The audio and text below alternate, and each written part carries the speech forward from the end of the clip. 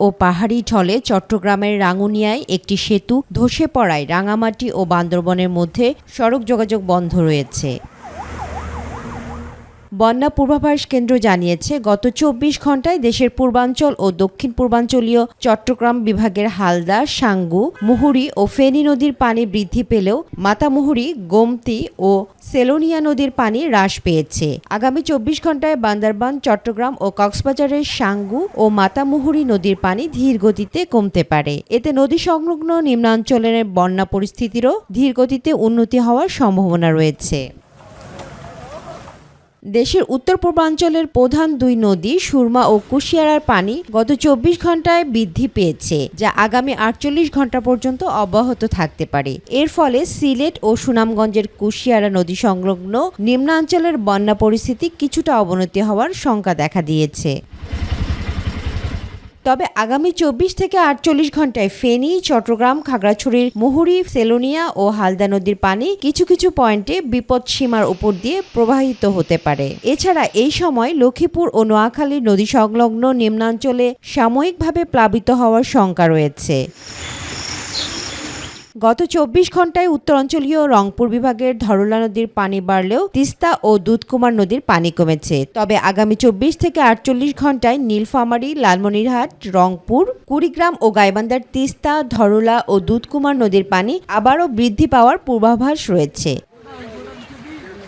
আবহাওয়ার পূর্বাভাস অনুযায়ী আগামী ২৪ ঘণ্টায় চট্টগ্রাম বিভাগে ও তৎসংলগ্ন ভারতের ত্রিপুরা প্রদেশের ভারী থেকে অতি ভারী বৃষ্টিপাত হতে পারে। এছাড়া আগামী ২৪ থেকে ৪৮ ঘণ্টায় সিলেট, রংপুর, ময়মনসিংহ বিভাগ এবং সংলগ্ন ভারতের মেঘালয়, আসাম ও পশ্চিমবঙ্গ প্রদেশে ভারী থেকে অতি ভারী বৃষ্টির পূর্বাভাস রয়েছে। তামান্না সাদিকা, মাই টিভি। দর্শক, এই মুহূর্তে বান্দরবান থেকে বন্যা পরিস্থিতির খবর জানাতে যুক্ত হচ্ছেন প্রতিনিধি তুহিন হোসাইন। জি, ধন্যবাদ আপনাকে। বান্দরবনে বন্যার পরিস্থিতি বলতে পানি কিন্তু নামতে শুরু করেছে। গতকাল রাত থেকে কিন্তু বান্দরবনে প্রায় ৪ থেকে ৫ ফুট পানি বান্দরবনে যেসব নতুন করে এলাকা প্লাবিত হয়েছে সেসব এলাকা থেকে পানি নেমে গিয়েছে। বান্দরবনে যে অভ্যন্তরীণ রাস্তাগুলো রয়েছে সেগুলো থেকেও পানি নেমে গিয়েছে। এখন কিন্তু বান্দরবনের যে নিম্ন অঞ্চল এলাকা এবং পাহাড়ে পাদদেশ রয়েছে সেগুলো কিন্তু এখনো পানিতে প্লাবিত রয়েছে। আজকে টানা ৪ দিন যাবত পানিতে প্লাবিত রয়েছে। তাদের কিন্তু এখন বড় সমস্যা হয়েছে বেঁচে থাকার লড়াই, যেটা বিশুদ্ধ পানি এবং খাদ্যের অভাব। সেখানে কিন্তু প্রশাসনের পক্ষ থেকে পৌঁছানোর চেষ্টা করছে বিশুদ্ধ পানি এবং শুকনো খাবার, কিন্তু সব জায়গায় পৌঁছানো সম্ভব না। কারণ বান্দরবনে কিন্তু কয়েকদিন যাবতই কিন্তু বিদ্যুৎ এবং নেটওয়ার্কের সমস্যা, বিদ্যুৎ নাই। যারা পানিবন্দী রয়েছে তাদের ওখানে বিদ্যুৎ না থাকার কারণে মোবাইলেও কিন্তু চার্জ না দেওয়া যোগাযোগ ব্যবস্থা করতে পারতেছে না। আমি আজকে পানি উন্নয়ন বোর্ডের সাথে কথা বলেছি, তারা জানিয়েছেন যেটা এখনও বান্দরবনের সাঙ্গু, মাতামুহুরী নদীর পানি কিন্তু বিপদ সীমার উপর দিয়ে কিন্তু প্রবাহিত হচ্ছে। বিকাল নাগাদ কিন্তু পানি আবার বাড়তে পারে, কারণ যেহেতু উজানে আবার ভারী বৃষ্টি হচ্ছে সকাল থেকে, সেহেতু আবার প্লাবিত হওয়ার শঙ্কা রয়েছে। আবার ভারী বৃষ্টি হয় তাহলে কিন্তু বান্দরবনে আবার ভয়াবহ একটা বন্যা পরিস্থিতি দেখা দেবে। এদিকে যদি আমি বলতে চাই, বান্দরবন থেকে যেটা চট্টগ্রামের রাস্তা রয়েছে সেখানেও কিন্তু যাতায়াত বন্ধ রয়েছে। বান্দরবন থেকে রাঙ্গামাটির যেটা সড়ক রয়েছে সেই সড়কে গতকালকে কিন্তু পাহাড়ি ধসে একটি ব্রিজ ভেঙে যাওয়াতে কিন্তু গাড়ি চলাচল বন্ধ রয়েছে। বান্দরবন থেকে বিভিন্ন উপজেলায় কিন্তু চলাচল এখনো বন্ধ রয়েছে। রুমা, থানচিতে সেনাবাহিনী, বিজিবি কিন্তু যেসব সড়কে পাহাড় ধস এবং গাছপালা পড়ছে সেগুলো কিন্তু রাস্তা কিন্তু স্বাভাবিক করার জন্য কিন্তু তারা কাজ করছে এবং এদিকে কিন্তু ত্রাণ দেওয়া হচ্ছে। বান্দরবনে এখন পর্যন্ত 220টি আশ্রয় কেন্দ্র কিন্তু প্রশাসন পক্ষ থেকে খোলা হয়েছে। সেখানে কিন্তু মানুষ আশ্রয় গ্রহণ করেছে। সেখানে এক কথা বলতে গেলে নিম্ন আয়ের যারা মানুষ সারাই কিন্তু সেখানে রয়েছে। বন্যা পরিস্থিতি স্বাভাবিক হলেও কিন্তু তারা তাদের স্বাভাবিক জীবনে ফিরে আসাটা খুবই তাদের জন্য কষ্টকর হবে। এই ছিল আমার কাছে বান্দরবনের বন্যা পরিস্থিতি সর্বশেষ। তুহিন, আপনাকে ধন্যবাদ। চলে যাচ্ছি পরবর্তী সংবাদে। কক্সবাজারে পৃথক ঘটনায় এক গৃহবধূ, এক শিশুর মৃত্যু হয়েছে। এছাড়া বন্যার পানিতে নিখোঁজ রয়েছে এক কিশোর। শনিবার সদর উপজেলার ছিলংচা ইউনিয়নের ঝিরঝির পাড়ায় পাহাড় ধসে রোজিনা বেগম নামে গৃহবধূ নিহত হয়। এই ঘটনায় তার স্বামী মুজিবুর রহমানও আহত হয়েছেন। একই দিন রাতে পেকুয়ার মেহেরনামা বলির পাড়ার বন্যার পানিতে ডুবে তাজুল ইসলাম মুশফি নামে এক শিশুর মৃত্যু হয়। এদিকে চকরিয়ার কৈয়ার বিলের খোঁজাখালীর জলদাস পাড়ায় বন্যার পানিতে টানা কয়েকদিনের ভারী বর্ষণ ও পাহাড় ধসে ক্ষতিগ্রস্ত মানুষের খোঁজ নিতে চট্টগ্রাম নগরীর আকবরশা এলাকার একটি আশ্রয়কেন্দ্র পরিদর্শন করেছেন বিদ্যুৎ, জ্বালানি ও খনিজ সম্পদ প্রতিমন্ত্রী অনিন্দ্য ইসলাম অমিত। এ সময় তিনি আশ্রয় নেওয়া দুর্গত মানুষের মাঝে রান্না করা খাবার ও শুকনো খাদ্য সামগ্রী বিতরণ করেন। প্রতিমন্ত্রী বলেন, সাম্প্রতিক ভারী বর্ষণে চট্টগ্রামে গত কয়েক দশকের অন্যতম সর্বোচ্চ বৃষ্টিপাত হয়েছে। এত প্রতিকূল পরিস্থিতিতেও সরকারি সংস্থা এবং সিটি কর্পোরেশনের সমন্বিত প্রচেষ্টায় দুর্যোগ মোকাবেলার কাজ চলছে। তিনি জানান, সরকারের প্রধান তারেক রহমানের নির্দেশনায় ক্ষয়ক্ষতির প্রকৃত চিত্র পর্যবেক্ষণ করে দ্রুত পুনর্বাসনের ব্যবস্থা নেওয়া হচ্ছে। আশ্রয়কেন্দ্রে প্রয়োজনীয় সময় পর্যন্ত খাদ্য, চিকিৎসা ও অন্যান্য সহায়তা অব্যাহত থাকবে বলেও আশ্বাস দেন তিনি। প্রতি বছর এই পাহাড় ধসে যখন জীবনহানি ঘটে, এটি আমাদের জন্য অত্যন্ত কষ্টের কারণ হয়ে দাঁড়ায়, কিন্তু এর থেকে আমরা খুব বেশি শিক্ষা গ্রহণ করতে পারি না বলে প্রতি বছর এই ধরনের দুর্ঘটনা ঘটে। মাননীয় প্রধানমন্ত্রী তারেক রহমান বলেছেন, আমাদেরকে এই পাহাড়ের পাদদেশে যারা বাস করেন তাদেরকে বুঝিয়ে তাদেরকে অন্য জায়গায় স্থানান্তর করতে হবে। সরকার তাদেরকে বিকল্প জায়গায় স্থায়ী পুনর্বাসনের বন্দোবস্ত করে দেবে ইনশাআল্লাহ। অর্থাৎ জমিতে ঘর করে দেবার দায়িত্ব তারেক রহমান নিয়েছেন। এইটি আমাদের সকলের দায়িত্ব, তাদেরকে বুঝিয়ে এই ঝুঁকিপূর্ণ আবাসস্থল থেকে তাদেরকে সরিয়ে নেওয়া। টানা বর্ষণ ও বন্যায় ক্ষতিগ্রস্ত মানুষের পাশে দাঁড়িয়েছেন এনসিপির আহ্বায়ক নাহিদ ইসলাম ও দক্ষিণাঞ্চলের মুখ্য সংগঠক হাসনাত আব্দুল্লাহ।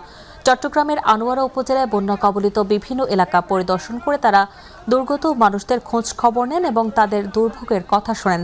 এ সময় ক্ষতিগ্রস্ত পরিবারের মাঝে ত্রাণ সামগ্রী বিতরণ করা হয়। তারা বলেন, দুর্যোগে ক্ষতিগ্রস্ত মানুষের পাশে থাকা মানবিক দায়িত্ব এবং সংকট কাটিয়ে উঠতে সব ধরনের সহযোগিতা অব্যাহত থাকবে। স্থানীয় নেতাকর্মী ও স্বেচ্ছাসেবকরা এ সময় ত্রাণ কার্যক্রমে অংশ নেন।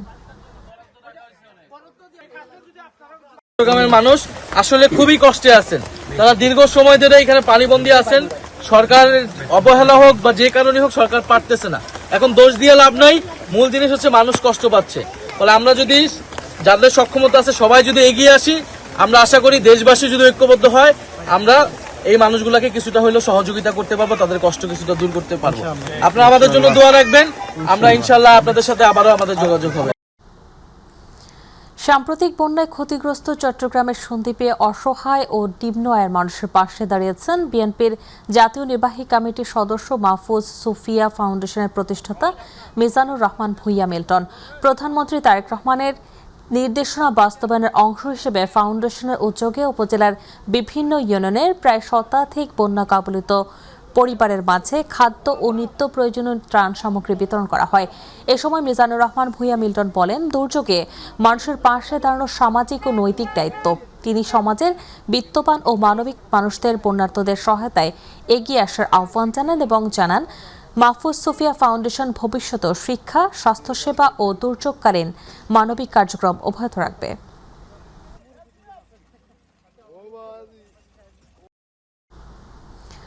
টানা বর্ষণ ও উজানের ঢলে হবিগঞ্জে খোয়াই নদীর প্রতিরক্ষা বাঁধ ভেঙে সদর ও বাহুবল উপজেলার 4টি ইউনিয়নের অন্তত 25টি গ্রাম প্লাবিত হয়েছে।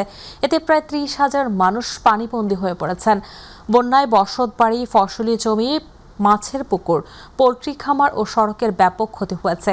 জেলা মৎস্য বিভাগের প্রাথমিক হিসেবে প্রায় 1000 পুকুরের মাছ ভেসে গিয়ে 80 থেকে 90 কোটি টাকার ক্ষতি হয়েছে।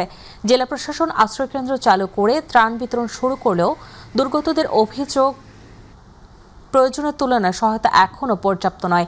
এদিকে স্থানের অবৈধ বালু উত্তোলন এবং বাঁধ নির্মাণে অনিয়মকে ভাঙনের জন্য দায়ী করে দ্রুত বাঁধ সংস্কার এবং ক্ষতিগ্রস্তদের ক্ষতিপূরণের দাবি জানিয়েছেন।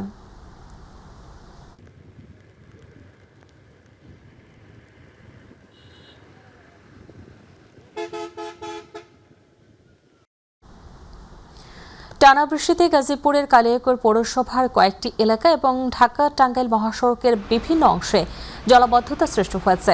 এতে স্থানীয় বাসিন্দা, পথচারী ও যানবাহনের চালকদের দুর্ভোগ বেড়েছে। পৌরসভার সংশ্লিষ্ট ওয়ার্ডের ভাঙ্গা মসজিদ, বিশ্বাসপাড়া ও হরিণহাটি গ্রামের নিচু এলাকার বৃষ্টির পানি জমে জলাবদ্ধতা দেখা দেয়।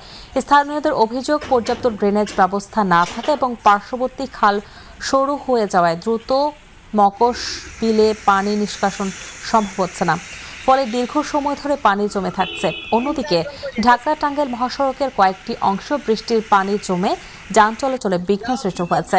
সড়কে পানি জমে থাকায় পাটের সোনালী অতীত ফিরিয়ে আনার পাশাপাশি বিদেশি বীজের ওপর নির্ভরশীলতা কমিয়ে পাট বীজ আমদানি বন্ধ করতে নতুন বীজ উৎপাদনে গবেষণা করা হচ্ছে বলে জানিয়েছেন বস্ত্র ও পাট প্রতিমন্ত্রী মোহাম্মদ শরীফুল আলম।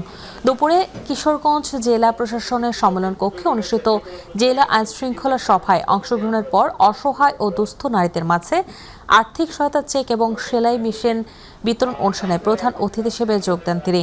অনুষ্ঠান শেষে সাংবাদিকদের এসব কথা বলেন প্রতিমন্ত্রী। অনুষ্ঠানে সমাজের পিছিয়ে পড়া 18 জন অসহায় ও দুস্থ নারীর হাতে মোট 10,15,000 টাকার আর্থিক সহায়তার চেক তুলে দেওয়া হয়।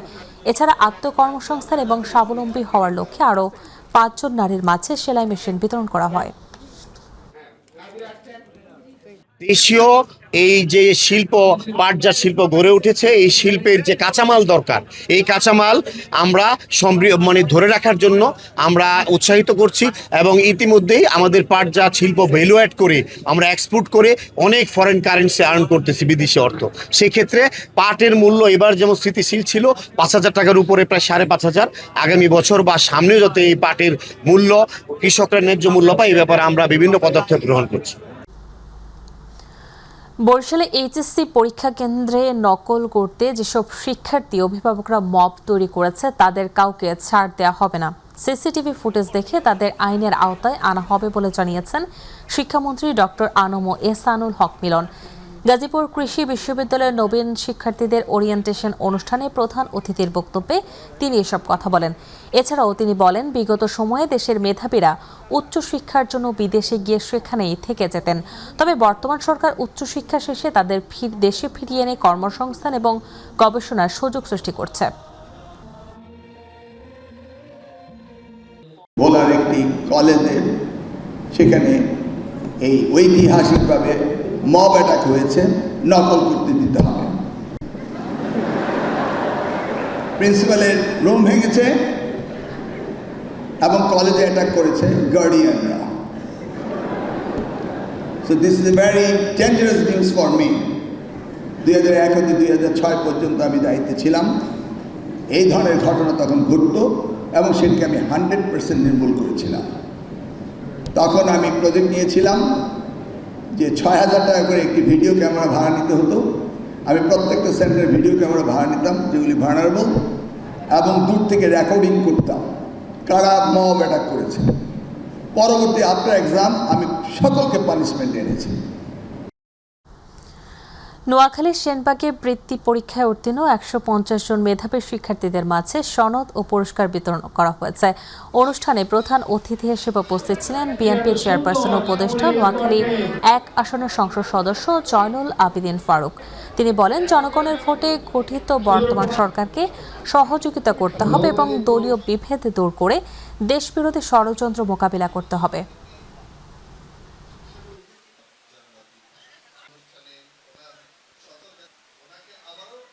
16 বছরে দেশে গণতন্ত্র ছিল না, 16 বছরে ছিল স্বৈরতন্ত্র, 16 বছরে ছিল এটাদের সংবিধানকে নিজ হাতে হত্যা করা, 16 বছর ছিল পরদাসত্ব করা, 16 বছর ছিল বাংলাদেশে লুটের সরকার, 16 বছর দেশে ছিল অস্তিত্ব মানুষের নষ্ট করার সরকার।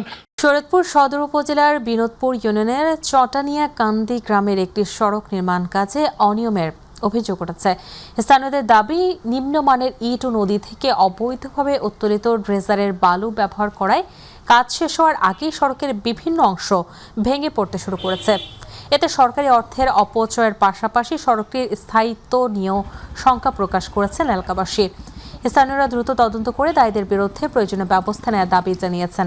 এ বিষয়ে সদর উপজেলা নির্বাহী কর্মকর্তা ইলোরা ইয়াসমিন বলেন, সরকারি উন্নয়ন কাজে অনিয়মের অভিযোগের সত্যতা প্রমাণ পাওয়া গেলে সরকারি বিধি অনুযায়ী প্রয়োজনীয় ব্যবস্থা নেওয়া হবে। লক্ষ লক্ষ টাকার কাজও করে নাই, 2 নম্বর ইট দিছে। হ্যাঁ, এ দেখে দেখেন, আপনারা দেখেন, আমরা চাই, আমরা জনগণ চাই একটু রাস্তা সুন্দরভাবে বাজার ঘাট যাইতে পারি, আইতে পারি। হ্যাঁ, এটি আমাদের দাবি।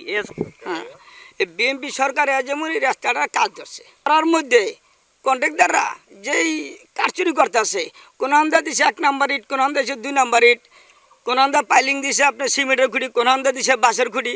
যারা দিছে এই রাস্তাটা 4 দিন আগেই করার আগেই ভেঙে যেতেছে গা, শুরু থেকে অনিয়ম, লক্ষ টাকার কাজ। এই কাজের রাস্তা যদি এখন শুরু থেকে অনিয়ম হয়তো ভেঙে যায়, তো এই রাস্তা কেমনে মনে করা ঠিক আমরা পাইব। জামালপুরে হত্যা মামলায় একজনকে মৃত্যুদণ্ড এবং 2 জনকে 7 বছর করে কারাদণ্ড দিয়েছে আদালত। দুপুরে জামালপুরের অতিরিক্ত জেলা ও দায়রা জজ 1-এর বিচারক মোহাম্মদ নেজামুদ্দিন এই আদেশ দেন। মৃত্যুদণ্ডপ্রাপ্ত হলেন মোহাম্মদ আরিফুল ইসলাম ও 2022 সালের 12 সেপ্টেম্বর মধ্যরাতে আরিফুল ইসলাম, নাজমুল ইসলাম, মাহবুব হাসান তাকি, আরফিন আক্তার, তিশা ও লাভলি বেগম শিপন কাজীকে ফোন করে বাড়ি থেকে ডেকে নিয়ে যায়। পরে শিপনের বাড়ির লোকজন তাকে খোঁজাখুঁজির পর না পেয়ে জামালপুর সদর থানায় সাধারণ ডায়েরি দায়ের করেন। পরে পুলিশ ওই বছরের 17 সেপ্টেম্বর রাত 2টার দিকে আরিফুল ইসলামের বাড়ির পেছনে জঙ্গলে পরিত্যক্ত টয়লেটের ট্যাঙ্কের ভিতর থেকে শিপনের মরদেহ উদ্ধার করে। দুপুরে মামলার 12 জন সাক্ষীর সাক্ষ্য গ্রহণ শেষে আসামিদের উপস্থিতিতে আদালতে আদেশ দেন।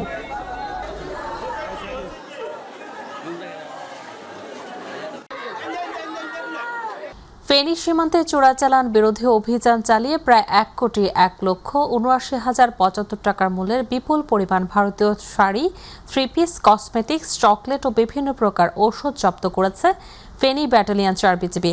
গোপন সংবাদের ভিত্তিতে 4 বিজিবির বিশেষ টহল দল ফেনী জেলার পরশুরাম ও ছাগলনাইয়া উপজেলা এবং চট্টগ্রাম জেলার জোয়ারগঞ্জ উপজেলার সীমান্ত এলাকায় একযোগে অভিযান পরিচালনা করে এসব মালামাল জব্দ করেন।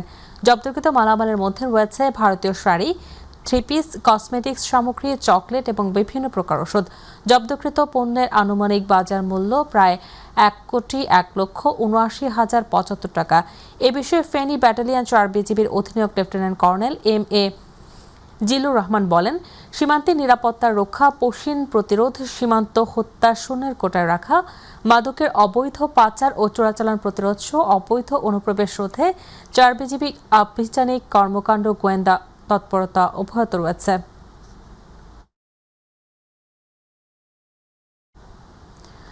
নাটোরে ভুল চিকিৎসায় শিশু মৃত্যুর অভিযোগ উঠেছে। শিশুর স্বজনরা অভিযোগ করেন, তারা জানান নর্মাল ডেলিভারি হওয়ার পরে অক্সিজেন না দেয় শিশুর মৃত্যুর এই ঘটনা ঘটে। মৃত শিশু নাটোর সদর উপজেলার আগদিঘা গ্রামের আবুল হোসেন ও রুমি দম্পতির সন্তান। এ বিষয়ে মেটার সিটি হাসপাতালের ডাক্তার মিজানুর রহমান বলেন, তিনি হাসপাতালে ছিলেন, যথাযথ চিকিৎসা দেওয়া হয়েছে। প্রসূতির স্বজনদের অভিযোগ সঠিক নয়। নাটোর পরিবার পরিকল্পনা কার্যালয়ের উপপরিচালক আনোয়ারুল আজিম বলেন, কোনো ত্রুটি আছে কিনা তদন্ত করে তা দেখে ব্যবস্থা নেওয়া হবে।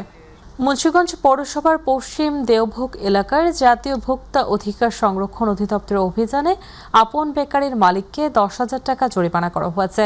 দুপুর 1টা হতে 2:30 পর্যন্ত অভিযান পরিচালনা করেন অধিদপ্তরের জেলা সহকারী পরিচালক আসিফ আল আজাদ। তিনি জানান, আপন বেকারিকে মনিটরিংকালে দেখা গেছে নোংরা, অস্বাস্থ্যকর পরিবেশে বিস্কুট, পাউরুটি, কেক প্রভৃতি খাদ্যদ্রব্য প্রস্তুত করা হচ্ছে। ময়লা আবর্জনা নির্দিষ্ট ডাস্টবিনে না ফেলে বেকারির মধ্যে ছড়িয়ে ছিটিয়ে রাখা হচ্ছে।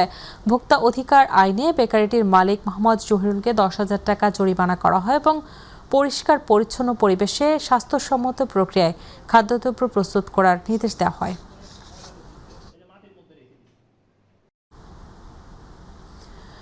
বিএনপির যুগ্ম মহাসচিব ও নরসিংদী সদর আসনের সংসদ সদস্য খায়রুল কবির খোকন বিরোধী দলের ব্যাপারে দলীয় নেতাদের সতর্ক থাকার আহ্বান জানিয়েছেন। নরসিংদীতে জেলা বিএনপির প্রয়াত যুগ্ম সাধারণ সম্পাদক নুরুল ইসলামের 6ষ্ঠ মৃত্যুবার্ষিকী উপলক্ষে আয়োজিত দোয়া মাহফিলে অনুষ্ঠানে প্রধান অতিথির বক্তব্যে তিনি আহ্বান জানান। তিনি বলেন, দল বড়, তাই দলের মধ্যে প্রতিযোগিতা প্রতিদ্বন্দ্বিতা থাকবে, এটাই স্বাভাবিক। নেতৃত্বের প্রতিযোগিতা এবং প্রতিদ্বন্দ্বিতা না থাকলে নেতৃত্বের বিকাশ ঘটে না। নরসিংদী সদর উপজেলা বিএনপির সভাপতি আবু সালেহ চৌধুরীর সভাপতিত্বে জেলা ও উপজেলা বিএনপির পর্যায়ের নেতাবৃন্দ এবং মিলাদ ও দোয়া মাহফিলে অংশগ্রহণ করেন।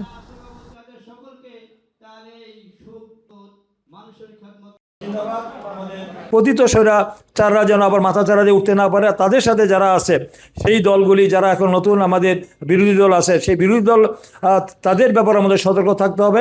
তাদের সাথে আমরা যেন গণতান্ত্রিকভাবে আমরা এগিয়ে যাব। জামালপুর পৌরসভার মুসলিমাবাদ গ্রামকে স্থায়ীভাবে মাদকমুক্ত রাখার এবং চিহ্নিত মাদক ব্যবসায়ীদের পুনরায় এলাকায় প্রবেশ ঠেকাতে জেলা প্রশাসকের কাছে স্মারকলিপি দিয়েছেন এলাকাবাসী। দুপুরে মুসলিমাবাদ এলাকায় বাসিন্দাদের উদ্যোগে একটি বিক্ষোভ র্যালি বের করা হয়। র্যালিটি শহরের বিভিন্ন সড়ক প্রদক্ষিণ করে জেলা প্রশাসকের কার্যালয়ের সামনে গিয়ে শেষ হয়। পরে সেখানে এক সংক্ষিপ্ত সমাবেশ অনুষ্ঠিত হয়। পরে মুসলিমাবাদ গ্রামের সাধারণ জনগণের পক্ষ থেকে জেলা প্রশাসক বরাবর একটি স্মারকলিপি প্রদান করেন।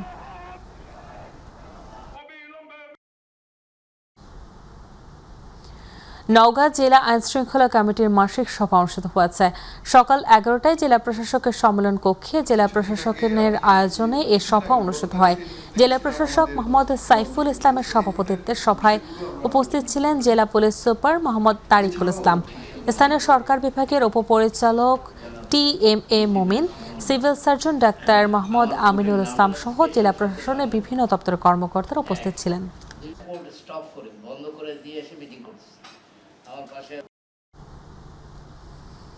মানিকগঞ্জে আলোচনা সভা পুরস্কার বিতরণের মধ্য দিয়ে বিশ্ব জনসংখ্যা দিবস পালিত হয়েছে। দুপুরে জেলা প্রশাসন ও পরিবার পরিকল্পনা অধিদপ্তরের যৌথ আয়োজনে জেলা প্রশাসন কার্যালয় মিলনায়তনে আলোচনা সভা অনুষ্ঠিত হয়। এরপর জেলা উপজেলা ইউনিয়ন পর্যায়ের শ্রেষ্ঠ কর্মী ও প্রতিষ্ঠান প্রধানদের মাঝে সনদপত্র ক্রেস্ট বিতরণ করা হয়। সভায় জেলা পরিবার পরিকল্পনা অধিদপ্তরের উপপরিচালক জাকিয়া আক্তারের সভাপতিত্বে জেলা প্রশাসক Nazmur Ala Sultana, police super Mohammad Sarwar Alam, civil surgeon doctor Ivy Ferdous ও কৃষি সম্প্রসারণ অধিদপ্তরের উপপরিচালক শাহজাহান সিরাজ সহ বিভিন্ন দপ্তরের কর্মকর্তা স্বাস্থ্যকর্মীরা উপস্থিত ছিলেন।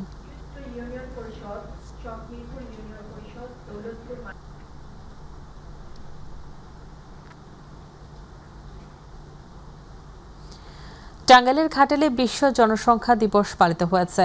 রবিবার উপজেলা হলরুমে উপজেলা পরিবার পরিকল্পনা কার্যালয়ের আয়োজনে আলোচনা সভা অনুষ্ঠিত হয়। অনুষ্ঠানে প্রধান অতিথি ছিলেন উপজেলা নির্বাহী কর্মকর্তা মাহমুদুল হাসান। উপজেলা পরিবার পরিকল্পনা কর্মকর্তা মোহাম্মদ নাসিরুজ্জামানের সভাপতিত্বে বক্তব্য দেন উপজেলা স্বাস্থ্য পরিবার পরিকল্পনা কর্মকর্তা ডাক্তার আবু নঈম মোহাম্মদ সোহেল সহ অন্যান্য কর্মকর্তারা।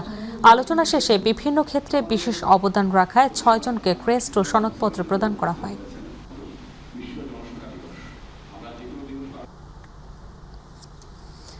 যশোরের মনিরামপুরে বিশ্ব জনসংখ্যা দিবস 2026 উপলক্ষে আলোচনা সভা অনুষ্ঠিত হয়েছে। উপজেলা নির্বাহী কর্মকর্তা মাহির দায়ান আমিনের সভাপতিত্বে আয়োজিত সভায় বিভিন্ন রাজনৈতিক, প্রশাসনিক ও গণমাধ্যমের প্রতিনিধিরা উপস্থিত ছিলেন। বক্তারা বলেন, টেকসই উন্নয়নের জন্য তরুণদের দক্ষ মানব সম্পদে গড়ে তুলতে শিক্ষা, স্বাস্থ্যসেবা ও কর্মসংস্থানে সমন্বিত উদ্যোগ প্রয়োজন।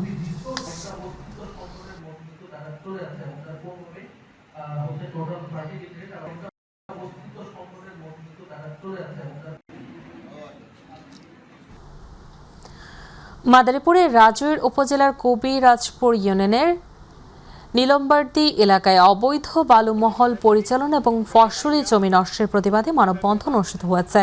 ব্যানার, পোস্টার হাতে অর্ধশত বিভিন্ন শ্রেণী পেশার মানুষ এই মানববন্ধনে অংশ নেয়। এ সময় তারা সরকারের কাছে অবৈধভাবে বালু উত্তোলন, ফসলি জমি রক্ষা এবং বালু উত্তোলনের সাথে জড়িতদের বিরুদ্ধে দ্রুত প্রশাসনিক ব্যবস্থা গ্রহণের দাবি জানান।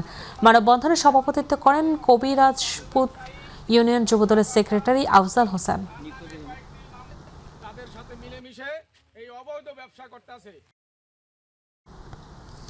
দীর্ঘ প্রায় 14 বছরের প্রতীক্ষার অবসান ঘটতে যাচ্ছে। আগামী 22 আগস্ট অনুষ্ঠিত হতে যাচ্ছে দেশের দক্ষিণ পশ্চিমাঞ্চলের ব্যবসা বাণিজ্যের শীর্ষ সংগঠন Khulna chamber of commerce and ইন্ডাস্ট্রির নির্বাচন। দীর্ঘ সময় পর ব্যবসায়ীদের প্রত্যক্ষ ভোটে নতুন পর্ষদ গঠনের সুযোগ সৃষ্টি হয়। স্থানীয় ব্যবসায়ী মহলে ব্যাপক উৎসাহ উদ্দীপনা বিরাজ করছে। আসন্ন নির্বাচনকে কেন্দ্র করে শক্তিশালী প্যানেল হিসেবে আত্মপ্রকাশ করেছে সম্মিলিত ব্যবসায়িক পরিষদ। প্যানেলটিতে সভাপতি প্রার্থী হিসেবে নেতৃত্ব দিয়েছেন বিশিষ্ট ব্যবসায়ী কাজী হাফিজুর রহমান। তার সাথে সিনিয়র সহসভাপতি প্রার্থী হিসেবে রয়েছেন শেখ আসাদুজ্জামান এবং সহসভাপতি প্রার্থী হিসেবে রয়েছেন KM হুমায়ুন কবির।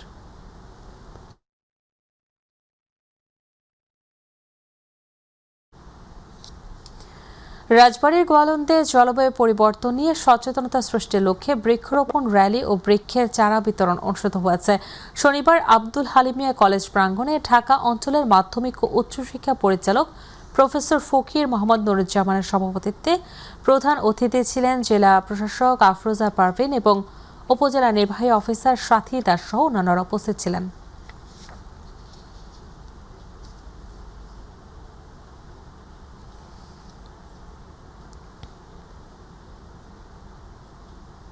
মাননীয় প্রধানমন্ত্রী 5 বছরে 25 কোটি বৃক্ষরোপণের জন্য নির্দেশনা দিয়েছেন।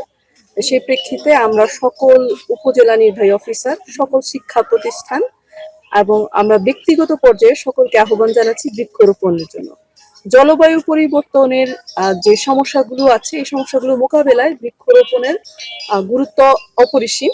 আমরা এই জন্য সকলকে অনুরোধ করব যে আপনারা বৃক্ষরোপণ করবেন। শুধু বৃক্ষরোপণ করলেই হবে না, এই বৃক্ষ যাতে যথাযথভাবে বেড়ে উঠতে পারে সে বিষয়ে প্রয়োজনীয় ব্যবস্থা গ্রহণ করবেন, এটাই আমাদের আহ্বান। দীর্ঘ প্রতীক্ষার পর অবশেষে রংপুর সহ 3 জেলার সড়ক যোগাযোগের অন্যতম সড়ক সাতমাথা থেকে জাহাজ কোম্পানি মোড় পর্যন্ত প্রায় 4 কিলোমিটার সড়ক সংস্কারের কাজ শুরু হয়েছে। দুপুরে নগরীর সাতমাথা মোড়ে ফলক উন্মোচনের মাধ্যমে এই কার্যক্রমের উদ্বোধন করেন রংপুর সিটি কর্পোরেশনের প্রশাসক অ্যাডভোকেট মাহফুজুন নবীন জন। 20 কোটি 67 লাখ টাকা ব্যয়ে সংস্কার কার্যক্রমে কার্পেটিং রোড, আরসিসি রোড, 2 পাশে drain, road divider, road separation নির্মাণ, লাইট পোল স্থাপন সহ 260টি স্মার্ট এলইডি স্ট্রিট লাইট স্থাপন করা হবে। উদ্বোধনী অনুষ্ঠানে সিটি কর্পোরেশনের কর্মকর্তা সহ বিশিষ্ট ব্যক্তিবর্গ উপস্থিত ছিলেন। কাজের মানের ব্যাপারে তো আমরা বদ্ধপরিকর, যেভাবে নিয়ম অনুযায়ী হওয়া উচিত এবং এই রাস্তাটি যেহেতু অত্যন্ত জনগুরুত্বপূর্ণ রাস্তা, তো সেই দিক থেকে কাজের মান অবশ্যই এখানে ভালো হবে এবং আমাদের সিটি কর্পোরেশনের যে ইঞ্জিনিয়ারিং বিভাগ আছে এবং এই সড়কটি বাস্তবায়নের সাথে যে ঠিকাদারি প্রতিষ্ঠান জড়িত আছে, আমি তাদের সাথে ইতিমধ্যে কথা বলেছি। তারা আমাকে বলেছেন যে যথাযথ মান মেনটেন করেই এই রাস্তাটির কাজ সুসম্পন্ন করবেন। নড়াইলের লোহাগড়ায় 2025-26 অর্থ বছরে খরিফ মৌসুমে বিভিন্ন প্রকার গাছের চারা, গ্রীষ্মকালীন সবজির বীজ ও অন্যান্য উপকরণ বিনামূল্যে বিতরণের উদ্বোধন উপলক্ষে আলোচনা সভার সভাপতিত্ব করেন উপজেলা নির্বাহী অফিসার শাম্মী কায়সার। এ সময় নড়াইল 2 আসনের এমপির প্রতিনিধি জামাত নেতা আলমগীর হোসেন, জেলা বিএনপির সাংগঠনিক সম্পাদক মোহাম্মদ টিপু সুলতান, পৌর বিএনপির সম্পাদক মোহাম্মদ আজাদ রহমান, মাই টিভির প্রতিনিধি মোহাম্মদ খায়রুল ইসলাম, কৃষি অফিসার মুনমুন সাহা, অতিরিক্ত কৃষি অফিসার সালমান জামান সহ আরও অনেকে উপস্থিত ছিলেন।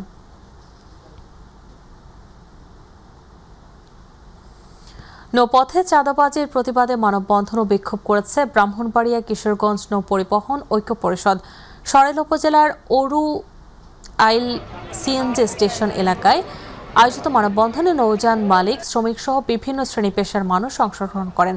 মানববন্ধনে বক্তব্য রাখেন নৌ পরিবহন ঐক্য পরিষদ নেতা ইউনিয়ন বিএনপির সাধারণ সম্পাদক এনামুল হক ইনাম, অরুয়াইল ইউনিয়ন বিএনপির সভাপতি মাজহারুল ইসলাম মাজহার, ব্রাহ্মণবাড়িয়া বালখেট মালিক সমিতির সভাপতি গাজী মাহমুদ নোয়াব মিয়া এবং বাজিতপুর নৌ পরিবহন শ্রমিক বহুমুখী সমিতির সভাপতি মোহাম্মদ কফিল উদ্দিন সহ আরও অনেকে। মন্ত্রণালয় এখান পর্যন্ত আমরা যাব, আমাদের লাস্ট সীমানা।